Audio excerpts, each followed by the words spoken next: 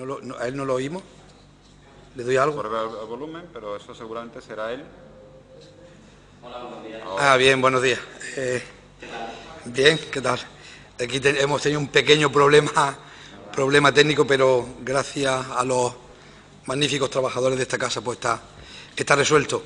Bien, buenos días, pues damos la bienvenida de forma virtual, de forma telemática, a don César Bona, para que pues haga las aportaciones y las reflexiones que crea conveniente en este grupo de trabajo por un pacto social por la educación en Andalucía. Así que durante unos 20 minutos pues tiene la palabra.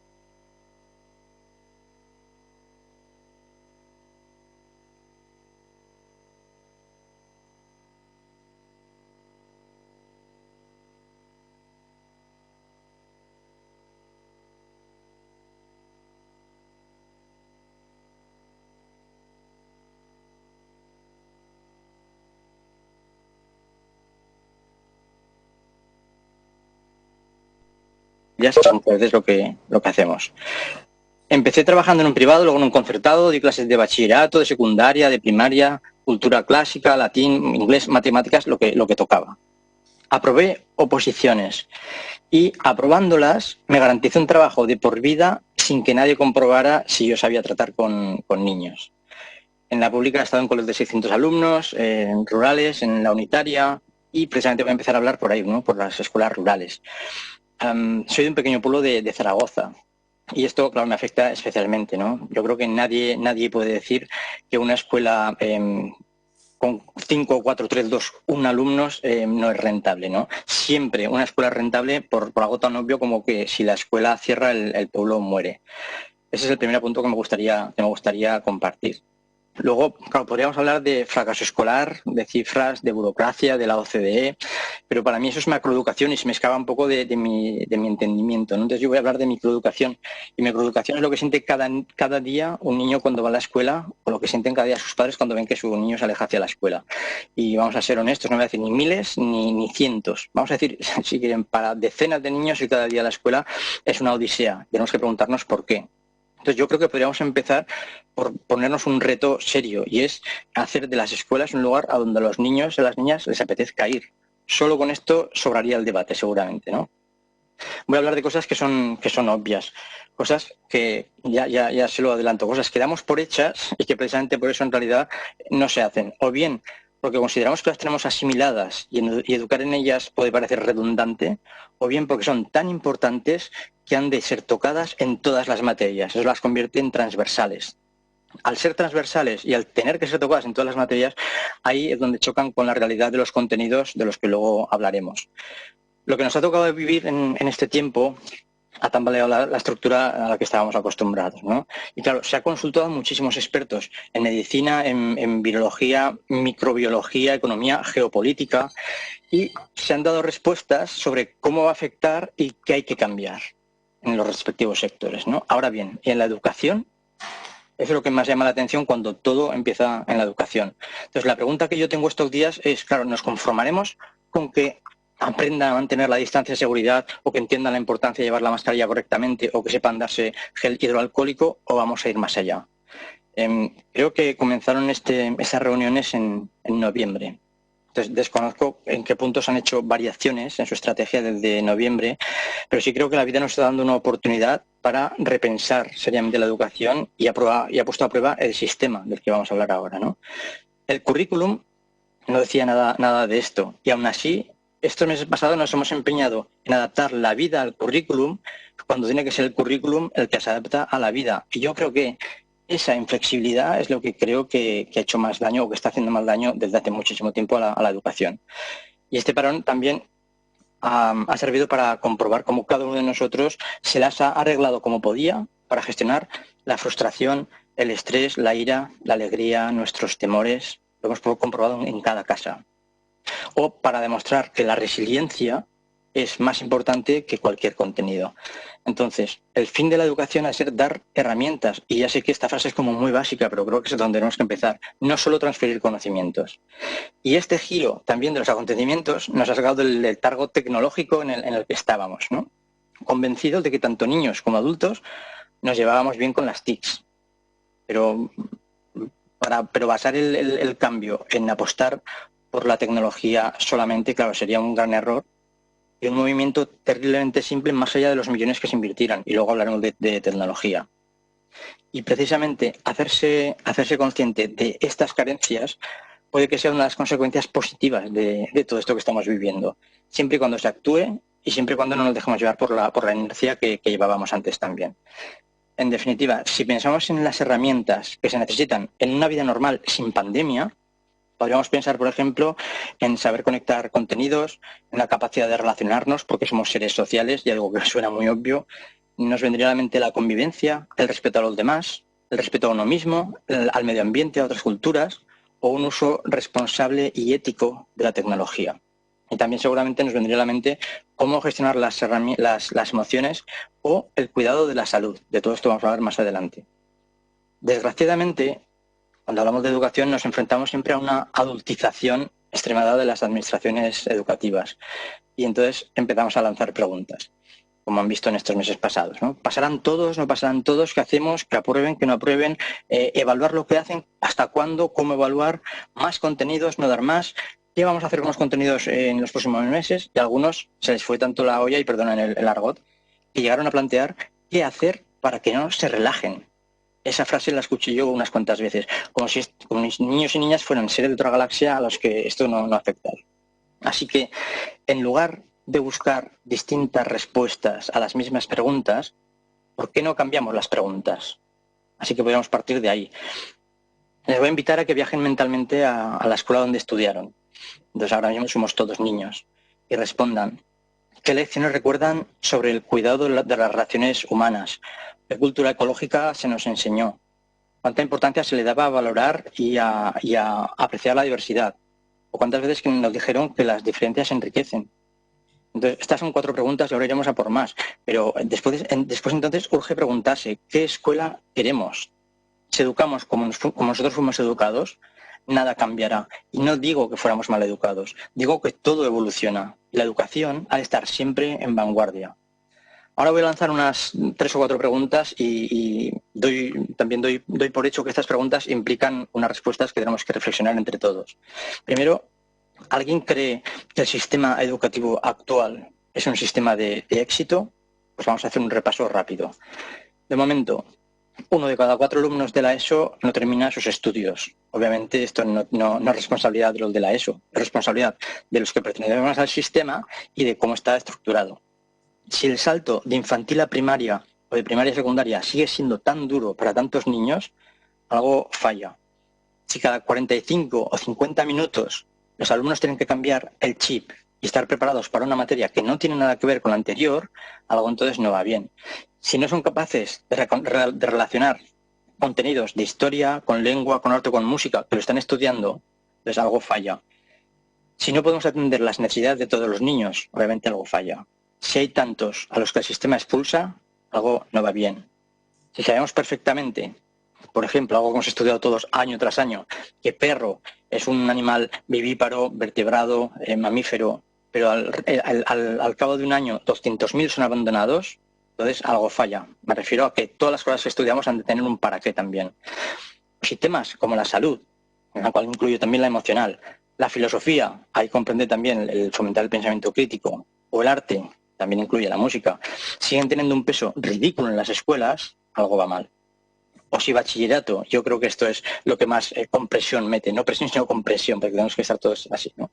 Si bachillerato, que son 2 cursos, 100% de contenidos, marca la pauta hasta infantil, metiendo una presión extraordinaria a niños, niñas y adolescentes, tanto que apenas hay tiempo para escucharlos y que en cada curso hemos de ir creando temporalizaciones para que cada año metan en sus cabezas lo que han de repetir luego hasta bachillerato, algo va mal. Si las oposiciones para acceso a la enseñanza pública no hay criterios unificados y tu suerte depende de que el tribunal sea de tu palo, algo va mal. O si en los debates electorales, y esto es que me parece tremendamente triste, hablan 30 tristes segundos de educación, esto para mí es lo más grave. Algo va mal, porque es lo último que hablaron de educación cuando estuvieron 3 horas hablando de otras cosas. Siguiente pregunta. Esto es importante que si no tienen hijos, imaginen que tienen hijos, porque es un ejercicio de empatía fundamental hablando de educación. Y ahora, si me permiten, los voy a tratar de tú. ¿Para qué te gustaría que tus hijos fueran a la escuela? Ya no para qué van, sino para qué te gustaría que fueran. Normalmente, cuando hago esta pregunta, la gente suele responder, ¿no? Pues a mí me gustaría que mis hijos fueran a la escuela para aprender a convivir, o para aprender a relacionarse, o para que sean seres íntegros, para que les den herramientas. Hay quien dice, pues yo quiero que aprendan a ser felices. Obviamente esto tiene que ver con la gestión de las emociones. Bien, si consideramos que estos son los objetivos principales, hemos de hacer todo lo posible para conseguirlos. Ahora bien, ya no solo para nuestros hijos, sino para todos los niños y niñas sin excepción. Y la última pregunta, para luego entrar a hablar del pacto en sí. ¿Qué escuela te gustaría, si fueras niño, o padre o madre, o principalmente para tus hijos, ¿no? O si tuvieras la certeza de que la sociedad que queremos está en las escuelas que tenemos? Yo, particularmente, quiero una escuela en la que aprendan a respetarse a ellos mismos, a las diferentes culturas, que salgan sabiendo respetar al medio ambiente, luego también hablaremos de esto, que adquieran compromiso social. Un lugar en el que se les invite a mirar por la ventana y que intenten mejorar el lugar donde viven. Donde recordemos que somos seres sociales, entonces hay que educar en el diálogo, en la convivencia. En una escuela donde se dé mucho más peso a la salud y más importancia a la gestión de las emociones, donde tengan tiempo para conocerse y donde tengamos tiempo para conocerlos, donde las diferencias sean siempre un regalo y nunca un inconveniente. Un lugar, en realidad, donde a mí, si fuera niño, me encantaría volver, y supongo que a ustedes también. Ahora bien, sobre el pacto. Así de repente, alguna vez he preguntado a unas cuantas personas, ¿no? Les decía, si tú tuvieras la oportunidad de estar en la mesa donde se tomaran las decisiones de un pacto educativo, ¿qué propondrías? Decía, ¿no? Y salían contestaciones de lo más variopinto. Y claro, allí nos reuníamos en un grupo y les decía, bien, entonces, ¿acaso, porque gente opinaba de forma distinta, ¿acaso no tendrías que ceder? Les decía, ¿no? En ciertos asuntos para llegar a consenso y que toda la sociedad saliera beneficiada. Porque claro, es llegar a consenso y esto supone proponer y luego ceder y construir. Yo creo que ese es el verbo, ¿no? Es construir agarrados a la idea de que la flexibilidad y el diálogo son esenciales para avanzar, si no, no vamos a avanzar nunca. Y lo curioso es que todo el mundo parece convencido de que se necesita un pacto social y educativo. Todo el mundo lo reclama, ¿no? La duda que me surge es si realmente nuestra sociedad está mentalizada para ese cambio. Si está convencida de que la evolución es necesaria, igual que en medicina, en transporte o en comunicación. Si Finlandia tira muros y une clases, todos admiramos su decisión llena de valentía, de reflexión pedagógica y social. Quizá porque se hace en Finlandia o quizá porque simplemente se hace lejos. Pregúntense qué sucedería si es una escuela española la que decide tirar los muros. En España, en Andalucía, hay escuelas e institutos que hacen cosas maravillosas y llevan años cosechando buenos resultados, no solo académicos, sino también sociales, que no son menos importantes. Lo que podemos hacer es empezar a valorar lo que tenemos. Eso muchas veces nos falla a todos, ¿no? Ese sería un buen comienzo. Podríamos hablar de la flexibilidad de horarios y autonomía de los centros, pero doy por hecho que ese es un tema recurrente en toda la gente que viene aquí. O sobre los interinos, ¿no? Yo creo que es interesante ver hasta qué punto se podría, o ellos podrían continuar en el centro si se les requiere por afinidad con el proyecto. Me ha tocado encontrarme muchísimos centros que tienen este problema. O tener en cuenta, por ejemplo, si tienen familia, para que no tengan que alejarse e irse a la otra punta, a un destino, siempre que cumplan requisitos de calidad profesional. Podríamos hablar de la formación en las universidades. Es que esto es un universo aparte y realmente yo pienso que es un universo irreductible. Ahí se podría hablar de la necesidad de revisar los filtros para entrar a la carrera de docente, ¿no? Y una pregunta que lanzo es, ¿qué tal estaría subir la nota de corte no 6, ni 7, ni 8, no, hasta 10? Pues no sería suficiente, porque que sepas estudiar no garantiza que vayas a ser un buen maestro. O sobre si los futuros docentes en la universidad adquieren las herramientas más útiles para ser maestros. Cientos de chavales en todas partes de España, no se puede generalizar porque si no eso es injusto, pero muchísimos chavales que han terminado la universidad decían, ¿y ahora qué? ¿Y ahora qué? ¿No? Entonces, ¿qué falta? Pues así una lluvia rápida me vino y podría estar la expresión oral, algo que damos por hecho, la educación de emociones, que hemos hablado, el compromiso social y con la naturaleza, psicología, psicología social, por lo que he dicho de gestionar grupos, sociología, gestión de la tecnología, que digo que luego hablaremos, la atención a la diversidad. Miren, al menos en Aragón, cuando uno estudia pedagogía terapéutica en magisterio, la única diferencia entre pedagogía terapéutica e inglés o educación física son 4 meses. 4 meses en los cuales el que estudia pedagogía terapéutica entiende un poco más sobre el universo de la infancia y de las diferencias. Solo 4 meses. Pero esos 4 meses ni siquiera los estudian en otras menciones. Eso me parece que es muy importante tener en cuenta, ¿no? Hace unos meses estuve en un congreso en Sevilla, que era una reunión de universidades. Y claro, como no me conocían y iba a lanzar una pregunta, y digo, no me van a ver más, así que yo lo pregunto, ¿no? Y me recuerdo que les dije, estando aquí, a ver, ¿quién educa a los educadores, educan a los que van a educar? Yo creo que ese es uno de los problemas que hay. Hay gente en la universidad muy buena, podemos decir también que cuesta un poco mover a otros. Podríamos preguntarnos también ¿por qué pesa más escribir un artículo de impacto en la universidad cuyos resultados no siempre impactan en mejorar la escuela en las horas de docencia? O sobre las prácticas en las escuelas, qué se hace en ellas y qué o a quién se evalúa, o si se tienen en cuenta los centros más innovadores para enviar a los estudiantes y cómo se les gratifica. Creo que también es importante tenerlo en cuenta. Sobre la formación de los docentes, y no podemos olvidarlo porque creo que tenemos que estar unidos, y de las administraciones, porque si no vamos a caminar siempre por caminos separados, lo que he dicho hace 2 minutos de la universidad es igualmente replicable aquí. Hay que tener una cosa que sí ha de quedar clara. Los docentes estamos deseando formarnos, deseando.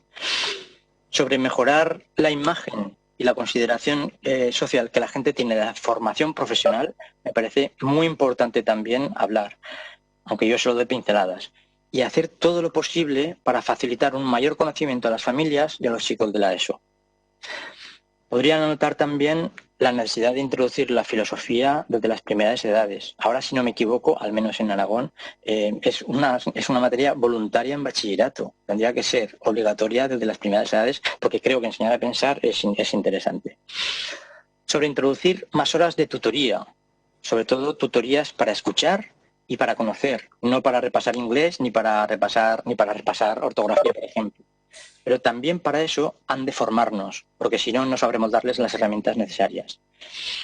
Es importante que tengamos en cuenta el diálogo con las familias, algo que no tiene nada de innovador, pero que es fundamental tenerlo en cuenta. Yo, por ejemplo, aprendí a tener tutorías con las familias en un colegio privado. En ningún otro sitio me enseñaron cómo se hacía. Transformar espacios escolares.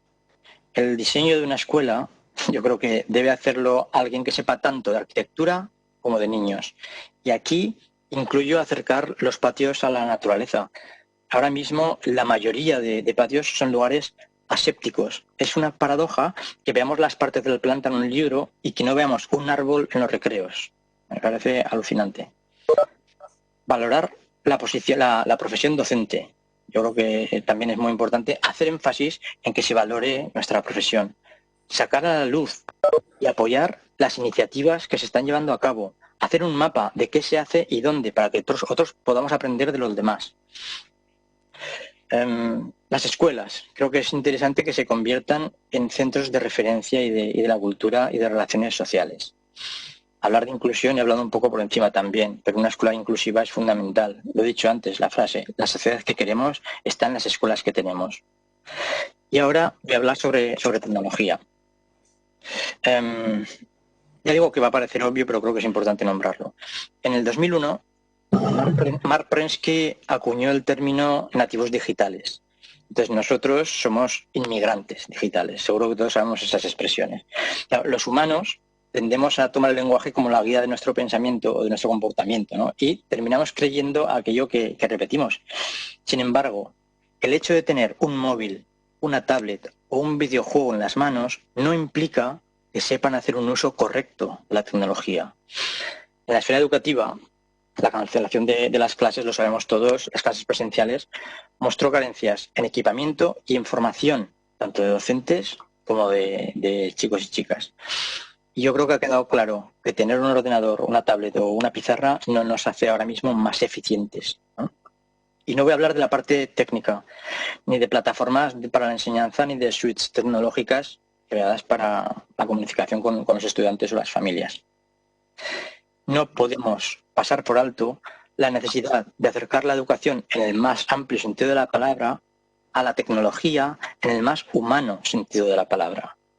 Por eso es clave que sepan hacer frente a todas las situaciones y conozcan las problemáticas asociadas a su uso y conozcan las normas precisamente de cómo se usa. Por ejemplo, qué aplicaciones pueden tener, a quién pueden agregar, qué tipo de fotos no se pueden publicar, qué información no deben dar nunca a extraños. Y también, por ejemplo, que sepan desconectar de la tecnología, que es tan importante como que sepan conectar. Claro, damos por hecho que saben todo esto, pero ¿quién les ha enseñado? Ahora vamos, para acercarme al final ya, vamos a hablar sobre un tema tremendamente importante y que pasa totalmente desapercibido: la salud. Voy a empezar por la emocional. Uno de los grandes problemas con los que se encuentra la juventud española tiene que ver precisamente con la salud mental. Basándome en estudios, el número de niños y niñas y adolescentes que viven estresados es cada vez mayor, emocional y socialmente, y se debe al ritmo de vida que llevamos. Les voy a contar una anécdota muy rápida. Hace 2 o 3 años estuve en la Universidad de Jaén, invitado por un profesor de la universidad para que hablara a los futuros docentes. Por la noche fui a cenar con él y con su mujer, y ellos me contaban durante la cena, dicen: mira, nosotros tenemos un niño de 7 años y claro, pues queremos que aprenda muchas cosas. Le hemos apuntado a esto y a esto otro y a esto otro. Y hace 2 días se nos presenta en la cocina antes de cenar con cara de preocupación y nos dice: papás, por favor, dejadme tiempo libre. Dejadme tiempo libre. Un niño de 7 años.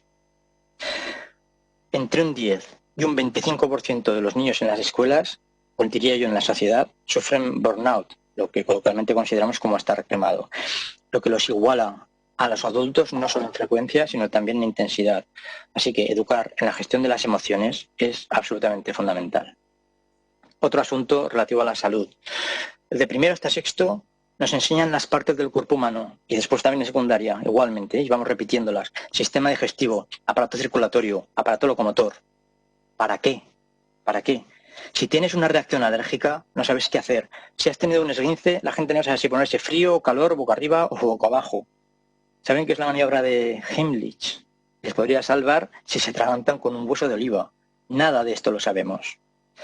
Ahora vamos con la nutrición también, ¿no? Ya hablando de una oliva, pues les voy a hablar un poco de la nutrición. Y también les diré que año tras año, y esto nos ha pasado a todos, hemos estudiado la pirámide de los alimentos y teníamos que saber colocar según qué alimento en según qué lado o color de la pirámide. Año tras año nos han examinado para eso. En la actualidad, 1 de cada 4 adultos es obeso y casi el 38% tiene sobrepeso. En España, un 14% de la población infantil y adolescente sufre obesidad y el 27% sobrepeso. Un dato más: 3 de cada 4 niños y adolescentes obesos lo serán también en la edad adulta. Así que podemos seguir examinando, como se sabe, en la pirámide, pero hasta que no cambiemos la perspectiva, de poco va a servir. Y aquí sí que sería interesante también incluir a los comedores y al personal de comedor como una parte educativa más. Para terminar con el tema de la salud, como ven que le estoy dando mucho peso, voy a hablar sobre las drogas, ¿no? En el más amplio sentido de la palabra también. La media de edad de comienzo en el consumo de las drogas, empezando por tabaco y bebidas alcohólicas, es de 13 años, asociado normalmente con el hecho de que se creen mayores, ¿no? Y aquí pasa como con las redes, ¿no? Con el uso de las redes. También hay un temor extraño hacia educar en el peligro de las drogas antes de que tengan acceso a ellas, porque creemos que con ello se incita a probar. uno de los fines de la educación es prevenir. Y lo que no puede ser es que se encuentren con ello antes de que les hayamos prevenido, precisamente. Y si quieren, se lo digo también en términos económicos, que es como muchas veces se mide nuestra evolución, ¿no? Cada español paga 265 euros en impuestos debido al sobrepeso y a enfermedades asociadas, lo que supone el 9,7% del gasto sanitario. La adicción al tabaco y enfermedades asociadas cuesta 7.700 millones de euros al sistema sanitario español. No, pregúntense qué es lo más importante en nuestras vidas. Olvidémonos del dinero, no es el dinero lo más importante. Aparte del amor, que eso no se puede evaluar, lo más importante es la salud. ¿Y qué peso tienen las escuelas? 0. Para terminar, permitan que haga referencia al lugar en el que vivimos. Veo necesario y urgente darle un peso real a la educación en el respeto al medio ambiente. Todo lo que ha sucedido con la pandemia es un paréntesis, pero no podemos olvidar en lo que realmente era preocupante antes y va a volver si no le prestamos suficiente atención. En definitiva, sé que son pinceladas y que seguramente podríamos estar hablando mucho más rato y profundizar, ¿no? Pero el cambio es responsabilidad de todos, de los docentes, porque tenemos que dar nuestra mejor versión, de las administraciones apoyando y estimulando las experiencias con buenos resultados, como he dicho, académicos y sociales, de las familias atendiendo la importancia de la educación, chicos y chicas fomentando su responsabilidad, o sea, la palabra tremendamente importante, y su compromiso, y de ustedes que han de poner todo esto en común y darle un empujón para que funcione. Bueno, pues tras estas palabras espero que algunas de estas ideas les pueda resultar útil. Muy bien. ¿Me escucha bien? Sí, más o menos, y si no, ya les preguntaré. Bien. Es que no sé si es porque está... Voy a probar a ver. ¿Me escucha? Claro. Aquí. Bien, ¿sí? ¿Me escucha? Sí. Sí. Bien, ahora pues cada uno de los portavoces de los grupos parlamentarios va a intervenir brevemente y le podrán plantear también alguna cuestión, alguna pregunta. Por el grupo parlamentario Vox tiene la palabra la señora Piñero. Muchas gracias por la exposición.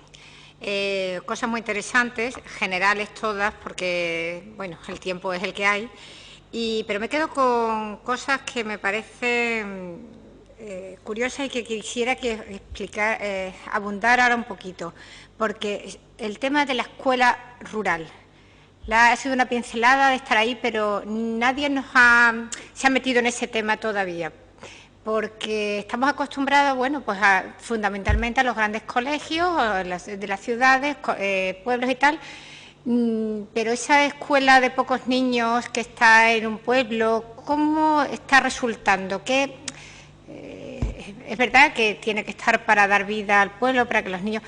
Pero, a ver, ya que has estado trabajando en escuela rural, abunda un poquito ahí, en ese tema. Y luego sí que es verdad que el contacto con la naturaleza al niño lo despeja, lo desestresa y además ve otra realidad que el mundo de estar aquí metido en 4 paredes, en tu casa, en la calle y en una ciudad normalmente.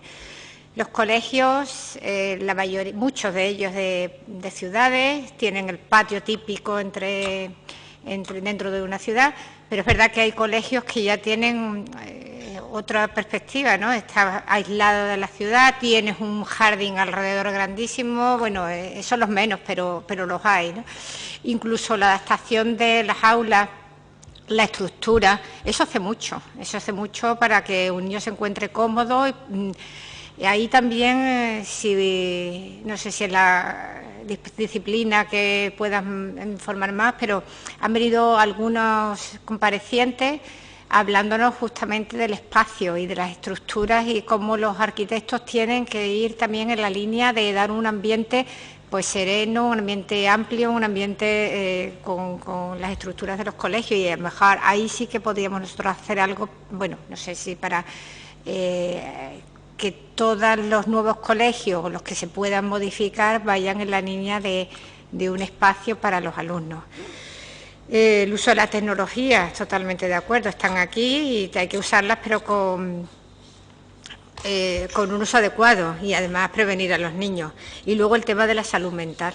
Eso hoy día es una características yo creo que es más problema de los padres, sí, también de los colegios con tanto currículum, con tanta necesidad de que aprendan todo, pero es verdad que es fundamentalmente los padres son los que tienen ahí la peor parte. Y en cuanto a las tutorías de las familias con los colegios, fundamental. O sea, implicar a los padres dentro del aprendizaje de sus hijos y teniendo un contacto que además el niño se encuentra reconocido por sus padres que tienen interés también en la formación, pues sí que se podría aumentar más, pero a ver eso cómo se gestiona también con los horarios de los profesores que están súper cargados con la burocracia. Bueno, y por mi parte, darle las gracias. Gracias, señora Piñero. Por el Grupo Parlamentario Ciudadanos tiene la palabra, Adelante Andalucía, tiene la palabra el señor García. Muchas gracias. Gracias, señor Bona, por su asistencia, por dedicarnos un rato. Me parece tenemos que valorarlo muchísimo desde este grupo de trabajo. Darle las gracias por sus aportaciones. Creo que ha señalado cosas que no habíamos hablado todavía aquí y me parecen muy relevantes. Hay una frase... ¿No?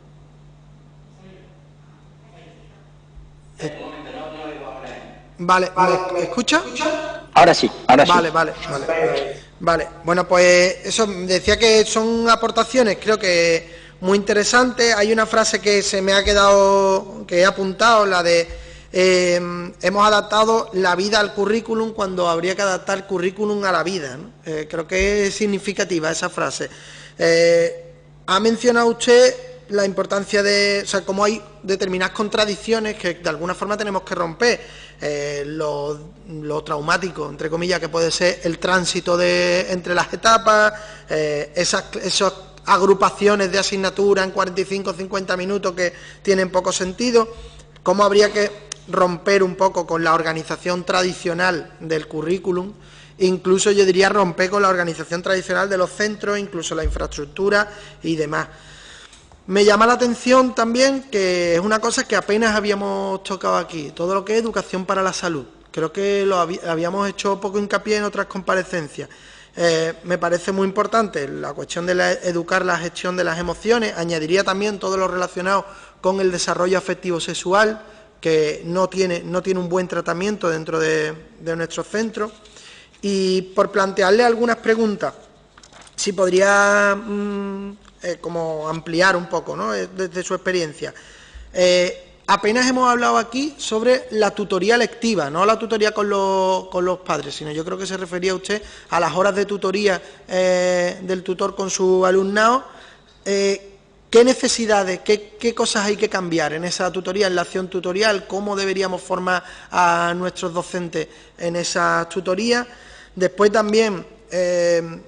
en Aragón hay una realidad demográfica muy peculiar, diferente a la de Andalucía, donde hay muchos pueblos pequeños, que aquí en Andalucía se da en alguna provincia, pero no es generalizado, ¿no? En la provincia de Granada sí, pero en el resto no tanto. Entonces, yo conozco porque estuve trabajando en Aragón un año de profe, en un pueblito de Teruel, y me gustaría que nos contara algo más sobre la experiencia de las escuelas rurales de Aragón. Y después, por último, también me ha parecido muy interesante, y también si pudiera desarrollar, cómo deberían ser las infraestructuras educativas, nuestros coles, porque entendemos que el espacio también educa. Entonces, ¿qué cosas deberíamos hacer? Si pudiera desarrollar un poco más eso. Y nada, muchísimas gracias. Bien, gracias, señor García.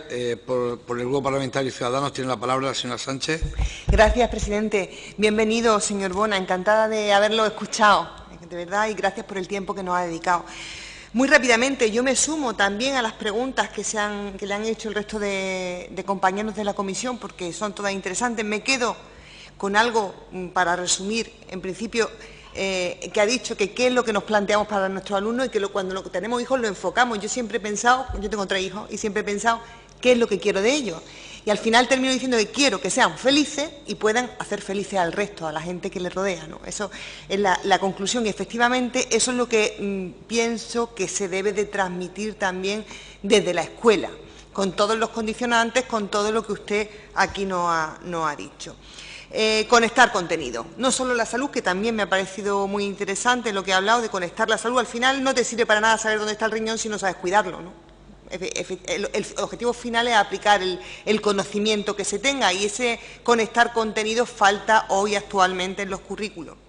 Me preocupa también mucho lo que se ha dicho aquí, el salto de infantil a primaria. Perdón, de infantil a primaria, y más el de primaria a secundaria en concreto. Yo soy profe de instituto y los ves llegar y muchas veces te das cuenta que la mejor atención que podía tener un niño de primero y segundo era eso, es un maestro, una maestra, que el que lo guía, que está acostumbrado a plantear proyectos más inclusivos de toda la información, de todos los contenidos. Es decir, me preocupa mucho eso, y en eso le quisiera hacer una pregunta.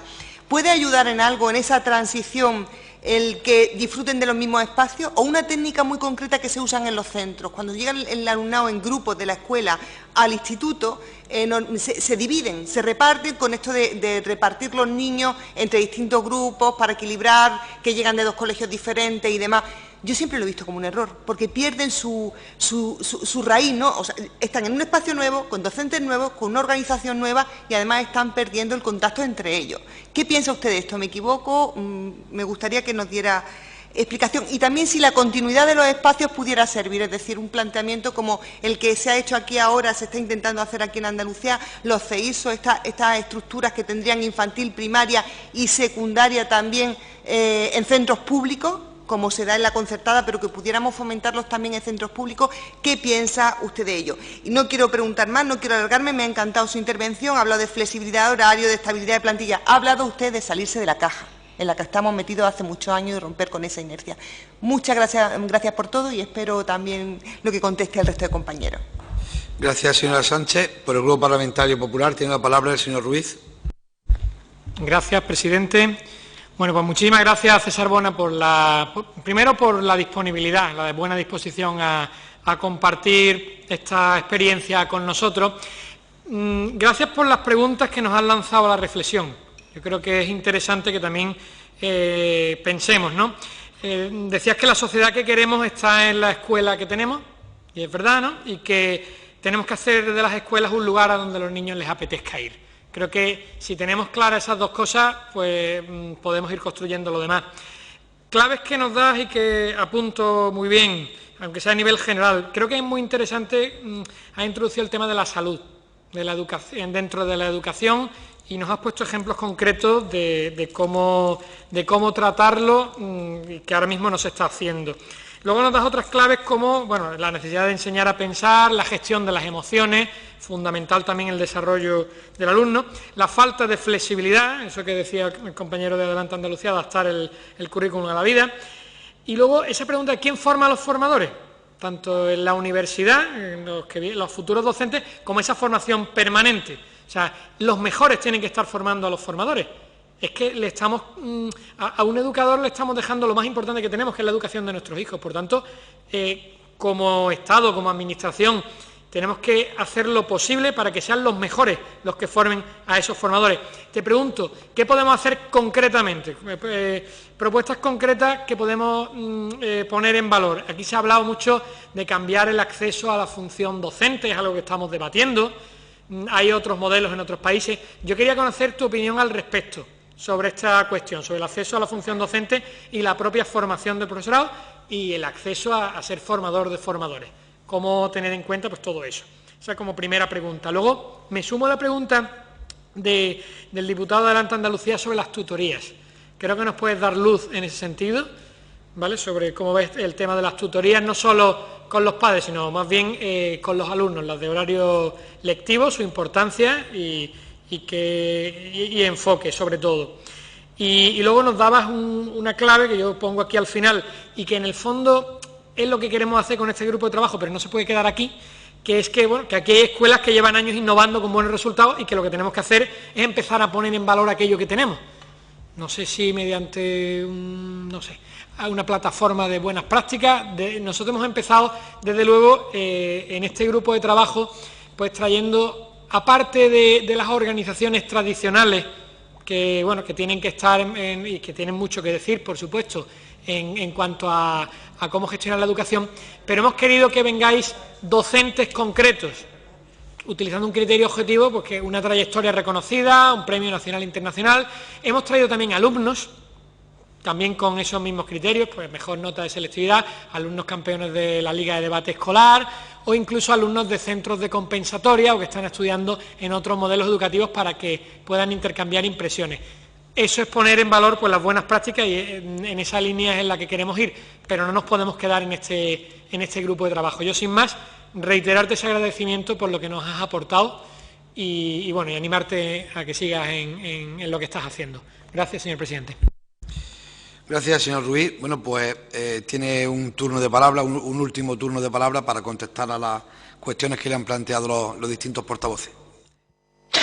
Genial, bueno, gracias por sus palabras y la verdad que si hay una cosa que uno agradece, especialmente como maestro, es ver que 6 o 7 personas de distintos grupos políticos están de acuerdo y eso da esperanza, se lo digo sinceramente, casi me emociono, es que es hasta raro, se lo digo honestamente. Voy a empezar hablando por el tema de las escuelas rurales. A ver, yo ya digo, soy de un pequeño pueblo. En mi escuela todavía había bastantes niños, igual estábamos 100 y pico. Yo crecí en esa escuela, en el pueblo, claro, con todas las ventajas que da también, igual que hay ventajas e inconvenientes en todo, ¿no? Pero las ventajas que daba vivir en el pueblo, en aquellas escuelas, que después podías irte al río y hacer cabañas como Tom Sawyer y disfrutar de la naturaleza y disfrutar pues de lo que es un poco más la infancia, ¿no? Esto no siempre se puede hacer en las ciudades, obviamente, pero sí hemos de buscar acercar, ¿no?, las experiencias de las escuelas rurales a los grandes centros, que también es posible, y al revés, no al contrario, ¿no? Claro, se habla siempre del tema de la España vaciada. Yo creo que según lo que yo he podido vivir también, por ejemplo, en una escuela unitaria en la que estuve, que solo había 6 niños, les digo, por ejemplo, que cuando vinieron, bueno, y aunque haya pocas experiencias, o aunque haya pocas aulas o escuelas de este tipo en Andalucía, menos que en Aragón, sí hemos de pensar algo que aunque haya una, nos tiene que preocupar tanto como si hubiera 1000, porque eso significa que la supervivencia de un pueblo, y no es una frase simple, ¿no? Estaba yo en Bureta, por ejemplo, de maestro, había 6 niños, y a mitad de curso ya estaban muy preocupados porque el año siguiente 2 de sexto iban a pasar al instituto. Y una escuela con 4 alumnos allí se cerraba. Estaban tremendamente preocupados y el ayuntamiento andaba loco por ofrecer trabajo a gente de fuera para que viniera, para que la escuela no se cerrara. Pero algo sencillo de entender, ¿no? Es muy fácil en ese caso cerrar una escuela si nos atenemos a números. Y dice, bueno, pues si hay 3 alumnos no merece la pena porque económicamente lo que ha de pagar la administración a un docente que esté allí. Pero claro, es muy fácil cerrarla, pero es muy, muy difícil abrirla. ¿Por qué? Pues porque hay gente que a lo mejor va buscando vivir en un pueblo y va con familia y dice, mira, vamos a analizar pueblos. Este colegio no tiene escuela, allí no vamos. Entonces, poco a poco se va envejeciendo y no se va renovando. Así es que es fundamental que podamos renovar, que podamos dar oportunidades a que las escuelas sean precisamente la puerta que abra la posibilidad de que gente de las ciudades vaya a los pueblos. Yo creo que eso también con la pandemia se ha dado bastante, ¿no? El hecho que la gente busque también otras posibilidades y otras formas de vida. Para mí, lo he dicho siempre, trabajar en una escuela unitaria ha sido lo más bonito que me ha pasado. Y ya les he explicado al principio de la conversación que he trabajado prácticamente en todo tipo de centros y con todo el número de alumnos, ¿no? Yo recuerdo que los primeros días que yo estaba en una cría unitaria, yo decía, me va a dar algo porque no sé cómo voy a poder atender a 6 niños de 5 edades distintas. Yo me volvía loco. Y de repente un día dejé fluir y vi que un chico de sexto se levantaba y se ponía a ayudar a una niña de infantil. O que en el recreo, en lugar de estar por grupos y por edades, estaban todos mezclados y los mayores se ponían a hacer marionetas con los pequeños. Me parecía tan maravilloso que dije, cuando un día vuelva a un centro, y sea un centro de algo que sea grande que pequeño, haré lo posible porque los niños se fusionen y se junten y crear esa mezcla de edades que por otra parte he visto en otros centros, ¿no? Y luego esto lo uniré con otra respuesta que he dicho de cómo hacer para que el salto de infantil a primaria o de primaria a secundaria sea algo más suave. Por eso entonces hemos dicho, ¿no?, por el tema de la España vaciada, por repartir las posibilidades para que la gente también, primero, con lo difícil que ahora es encontrar trabajo, hay muchos pueblos en los cuales se está invitando a trabajar e incluso en muchos se da hasta casa, ¿no?, solo para que el pueblo sobreviva. Para hablar sobre medio ambiente y colegios, sí, es una paradoja tremenda. Y sí es verdad que hay, van saliendo más centros que van teniendo en cuenta esta situación. Pero os voy a contar una anécdota también muy rápida, y esto no es de España, pero fue algo que no entendería si sucediera aquí o si yo lo viera con mis propios ojos. En Ecuador, en este caso, tenían un montón de árboles en una explanada y los habían arrancado todos porque allí iban a construir un colegio. Me pareció un atentado al sentido común, de verdad lo digo, porque estamos en la naturaleza y sí, como han dicho, incluso hay estudios que refuerzan el hecho de que en la naturaleza, uno primero que se siente mejor y luego que tiene efectos positivos, ¿no? Hablé con una arquitecta y ella hablaba también, y esto no lo he dicho, pero creo que es interesante que tomemos nota, y hablaba del enorme gasto energético que se tiene en muchísimas escuelas, porque bien simplemente porque las ventanas no se cierran bien o porque no se educa precisamente un poco en el cuidado con el respeto hacia el medio ambiente, ¿no? Pero el gasto energético suponía en muchísimos colegios miles de euros al año, miles de euros, ¿no? Y eso también hay que tenerlo en cuenta.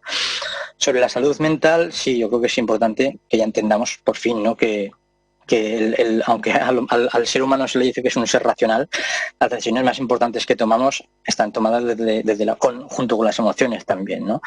Aquí he de decir que, bueno, yo normalmente participo en el máster de Málaga de Pablo Fernández de Rocal, voy todos los años, y allí tienen grandes expertos. Pablo es un gran experto en la gestión de las emociones, ¿no? Yo siempre que lo nombro se me iluminan los ojos porque sabe muchísimo de este tema, y deberíamos sentirnos afortunados en España de tener gente como Pablo Fernández de Rocal. Por la salud, he de decir que los 3 o 4 ejemplos que les he dado, a mí nadie me los enseñó. ¿Qué ocurre? Pues que yo para hacer la carrera tuve que ganarme la vida, como muchos, ¿no? Dije, bueno, ¿qué voy a hacer? Pues había una piscina en el pueblo, dije, voy a hacer socorrismo, ¿no? Y socorrismo acuático, socorrismo terrestre. Con un curso que me duró unos meses, aprendí cosas muy básicas, pero que son fundamentales, ¿no? Como ese, por ejemplo, esas que he contado, ¿no? Entonces yo creo que es muy importante el hecho de que podamos enfatizar precisamente que la salud es un tema que tenemos que tratar. ¿Se escucha? Sí, ¿no? Sí. Vale, sigo. Continúe. Estoy ya en la videoconferencia, por ahí me pone, lo que pasa es que pone undefined, Un momento. Sí. ¿Se oye, no? ¿Ahora sí? Sí. Vale, sigo entonces. Vale, entonces, igual he tocado yo algo, ¿eh? No. Vale. Luego, el tema de las tutorías con las familias, luego hablamos de las tutorías con los chicos, ¿no? A mí, por ejemplo, en un colegio privado que donde he hecho que yo aprendí a hacer las tutorías con las familias, me dieron unas pautas para poner objetivos a corto plazo, a medio plazo y a largo plazo. Y yo creo que es un elemento que es clave, porque para los niños pocas cosas hay que les hagan más felices que el hecho de ver que las familias y los docentes trabajamos juntos. Y de verdad el diálogo es absolutamente fundamental, ¿no? Tenemos que romper ese muro que separa a la familia de la escuela, porque durante años, es que como he dicho antes, las frases marcan mucho, ¿no? Marcan mucho, y hay una frase que dice que claro, que en casa se educa, en la escuela se enseña, y eso ha marcado mucho, ¿no? Y tenemos que romper precisamente esa sensación, porque si no, llegamos a un punto en el que tanto las familias como los docentes decimos, no, esto por aquí no pasa, es que ya son mis competencias, ¿no? Y sí que tenemos que aprender a trabajar en equipo. Por cierto, el trabajo en equipo es algo que no tiene nada de innovador, pero que también es fundamental. Nadie nos ha enseñado a trabajar en equipo. Yo creo que es muy importante que si exigimos a chicos y chicas que sepan trabajar en equipo, nosotros también sepamos trabajar en equipo, ¿no? Hay unas cuantas contradicciones que han dicho, ¿no?, que hemos de romper, y una de ellas es precisamente que aunque hayamos estudiado de una manera, sí que podemos cambiar las cosas. Y no significa pensar que hemos sido mal educados, ¿no? Por ejemplo, el hecho de que cada 50 minutos tenga que cambiar el chip y estar preparado. Lo veo como docente y a la vez como alumno. ¿no? Yo recuerdo perfectamente cuando estaba sentado como alumno, da igual en la escuela que en el instituto, llegaba de 9 a 10 y a las 10 rápidamente tenías que recoger matemáticas y sacar lengua y que no tenían nada que ver uno con otro, ¿no? Para eso solo hace falta una capacidad de concentración que es sorprendente. ¿Qué ocurre con esto? Que también hay muchísimos centros que tienen en cuenta el trabajo por proyectos, que no tiene que por qué ser el único, porque se puede mezclar perfectamente pues, una clase expositiva, luego trabajo con proyectos, y luego trabajo en común, luego exposición, etcétera, ¿no? Investigación, que es como investigando como uno se queda las cosas, ¿no?, en la mente. Y ya digo que hay muchas experiencias de ese tipo. Sobre la tutoría con los alumnos.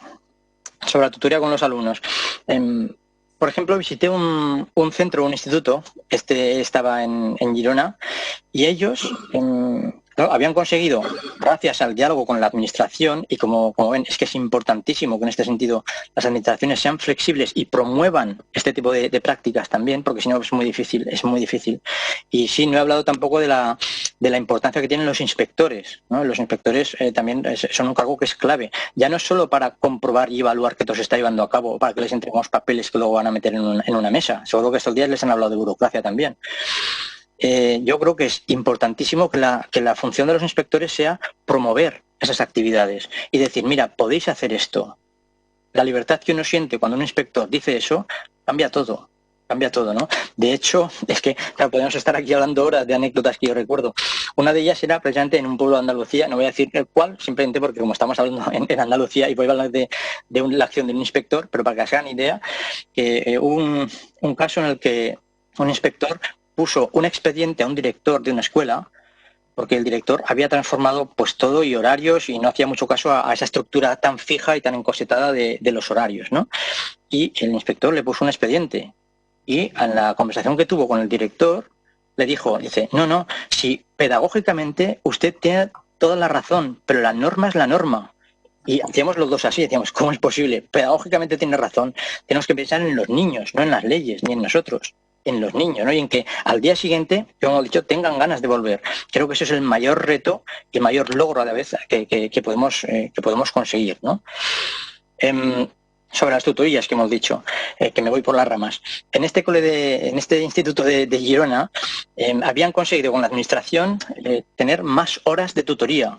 Y hay gente que dice, es claro, pero es que cuantas más horas de tutoría tienes, más tiempo perdemos y no da tiempo de acabar el temario. Esa frase es terrible. Yo creo que nos ha pasado a todos los docentes, para que vean la paradoja en la que vivimos, que llegan los chavales del recreo deseando contarte algo, que para ellos obviamente es lo más importante del mundo, y uno metido en ese encorsetamiento dice, esperad, me lo contáis luego de clase, después de clase, porque ahora lo que os voy a decir es muy importante. Muy importante. Es más importante que yo les cuente lo del cuerpo humano, lo que van a contar ellos. Yo creo que eso tenemos que revisarlo también, ¿no? Y es hacerse consciente precisamente de esto. Entonces, a los alumnos de este instituto, yo me los encontré por el pasillo y les dije, pero a ver, contadme, ¿aquí cómo os lleváis? Y uno de ellos dice, creo que tenía 17 años, dice, aquí nos llevamos bien, ¿no ves que dedicamos tiempo a conocernos? Y eso es clave, o sea, menos contenidos y más tiempo para conocerlos y que se conozcan. Aunque pueda resultar curioso el pensar que es que si le damos menos contenidos van a salir menos preparados. No, somos seres humanos. Yo creo que todos los que me están escuchando ahí, yo mismo, cualquiera que le preguntes, tenemos el deseo, primero, de sentirnos queridos, el deseo de sentirnos útiles y el deseo de sentirnos escuchados. Yo creo que basándonos en esto podríamos construir todo lo demás, ¿no? ¿Cómo hacer el tema de las tutorías con los alumnos y también acercándonos a la formación de los docentes? Yo creo que también me gusta siempre invitar a que volvamos al niño o a la niña que fuimos, ¿no? Yo creo que si hacemos ese viaje a la escuela o al instituto o al colegio donde estuvimos, yo creo que si tuvimos alguna hora de tutoría, en algún caso nos pusieron alguna película o nos dejaban leer o algo por el estilo, porque no estaban preparados para eso y nosotros seguimos sin estar preparados. Es muy importante que nos den herramientas, por ejemplo, de dinámicas de grupo, de gestión de grupo. He de decir que en el último libro que escribí, ahí estuve semanas y semanas y semanas leyendo sobre psicología social. cuán importante es precisamente saber que un docente siempre, cada día de su vida, está gestionando grupos. Y no sabemos cómo hacer para que ellos se lleven mejor o para que ellos se unan más, ¿no?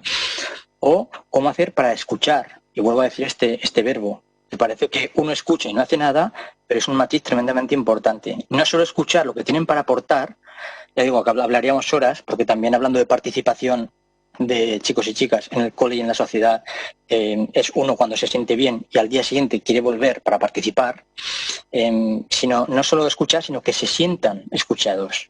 Y es un matiz importante, muy especialmente en secundaria, que paradójicamente también es el momento en el que más necesita uno sentirse escuchado y es también el momento en el que más presión hay.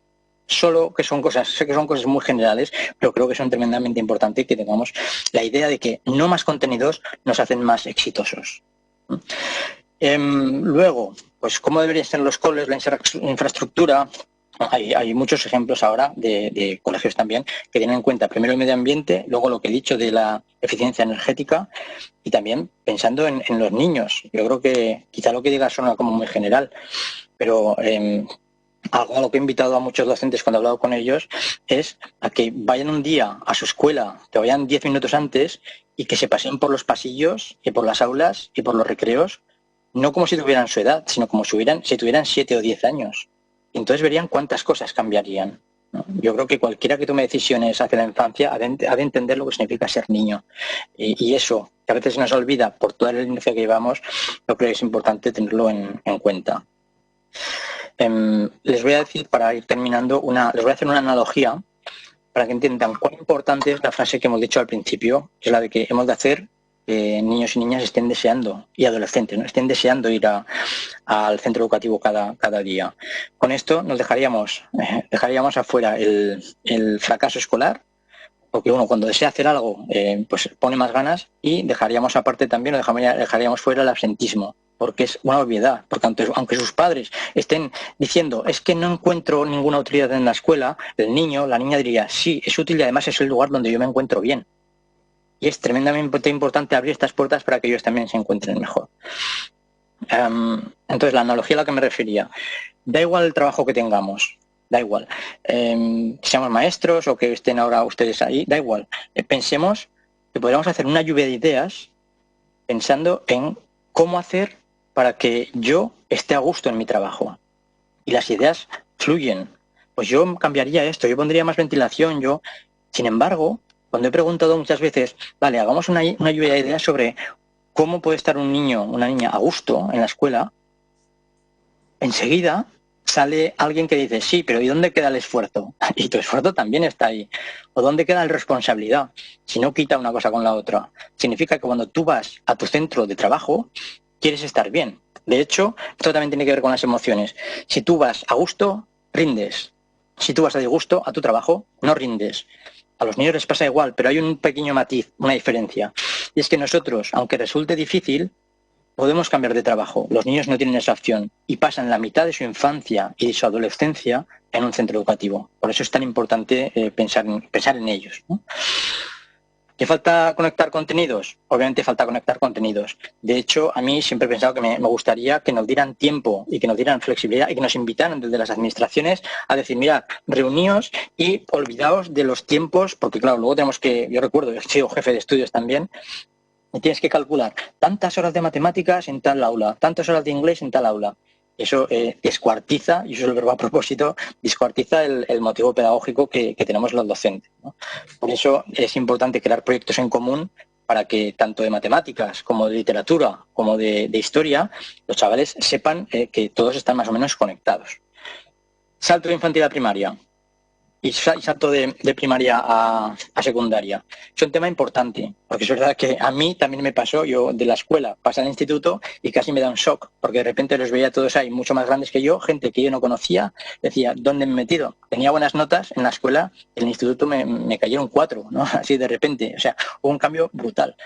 Bien, pues ahí cuento una anécdota de una niña, para que vean también que es cuestión no solo de las estructuras, sino también de que los docentes estemos preparados. Una niña, pues me lo contaba su madre, dice que pasó de infantil a primaria, entonces primero de primaria, de repente volvió la niña a casa el primer día y le dijo a su madre, mamá, me han castigado. Porque antes estábamos todos juntos y ahora han puesto de cara a la pared. De cara a la pared se refiere de cara a la pizarra, ¿no? O sea, ese cambio estructural tan básico como poner las mesas así o así, cambió todo. Y es algo que es tan obvio que nos pasa. Que de de repente olvidamos que que infantil y primaria son un mundo unido, que no son dos mundos diferentes, ¿no? He visto casos, por ejemplo, pocos, es decir, en los cuales los docentes de primaria y de secundaria no solo tienen una reunión, que es lo que suele pasar, ¿no? Tendrán una reunión en la cual valoramos los aspectos sobre las notas de los alumnos. Este va bien, este va mal.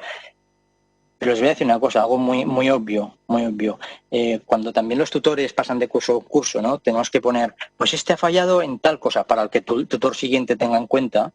Muy pocas veces dejamos un espacio para decir lo que valoramos de sus niños, ¿no? Para empezar a construir a partir de ahí. Y yo creo que las reuniones entre los maestros de las escuelas, los profesores de los institutos, no tendrían que dedicarse solo una vez y hablar de qué tal van los niños, sino a ver cómo podemos conectar y que que sepamos los unos de los otros también. Y he visto centros en los cuales hay niños, o ahora podemos decir ya son preadolescentes, ¿no? Casi de 14 años, los que van en segundo de la ESO, o en tercero de la ESO, o en cuarto de la ESO, apadrinan a los chicos que acaban de llegar al centro, ¿no? de la escuela. Esa es una solución que es muy interesante porque al menos se sienten acogidos. Y sentirse acogidos nos pasa a los adultos, también les pasa a los niños, ¿no? Respecto a qué es mejor, si un centro en el cual estudian desde infantil hasta bachillerato o que salen de un centro a otro, obviamente yo creo que ahí tiene mucho que ver el sentido de pertenencia, ¿no? Cuando uno ha estudiado siempre en el mismo sitio, claro, depende, es que podemos mirarlo de muchos puntos de vista. Si ha estado a gusto, genial. Si no, lo que le espera, tela, ¿no? Porque dices, vale, he estado a gusto y voy a estar en este cole pues hasta bachillerato. Sí, se conocen más los docentes, se conocen más los niños conocen más las estructuras y hay centros ahora también públicos que consiguen pues que estén todos juntos, ¿no? En ese sentido, mejor. Pero claro, pues pasa lo de siempre. Esperemos que estén a gusto y que entonces puedan tener hasta bachillerato, que estén ahí, ¿no? Y no hemos hablado mucho, aunque lo haya nombrado, sobre formación profesional.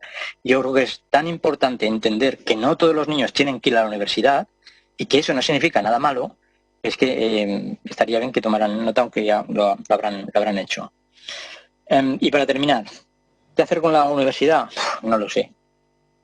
Es que de hecho he usado un un adjetivo, creo que he dicho inexpugnable o algo por el estilo. Es que lo veo tan difícil. Y les aseguro que en muchísimas ciudades en España hay chavales que acaban de terminar y dicen, ¿ahora qué? Es que no sé qué herramientas he de usar, o es que ahora no sé cómo hacer, ¿no? Pero ahora viene la vida real, dicen, ¿no? Ahora viene la vida real.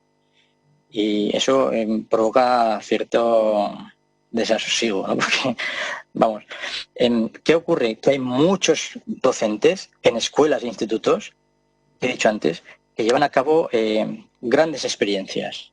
Yo creo que las puertas de las universidades tendrán que estar mucho más abiertas a que estos docentes entraran y explicaran. Ya se hace en algunos sitios, pero creo que es muy importante que tengamos puentes entre la universidad. Por eso digo casi 10, no sé si 10 o 8 o 10 minutos a hablar de la universidad, porque es que también ahí empieza todo. Cuando he hablado de las herramientas que necesitan, es que a mí nadie me enseñó sobre expresión oral, nadie me enseñó a tratar con las familias, como he dicho, nadie me enseñó, etcétera, ¿no? Ideas. Pues, a ver, en Aragón, hace 2 o 3 años, pues propusimos que se formara un grupo, por ejemplo, de 100 docentes de la comunidad autónoma, de distintas disciplinas, y que de vez en cuando se reunieran y que fueran buscando también experiencias positivas y que se creara un mapa de actuación, ¿no?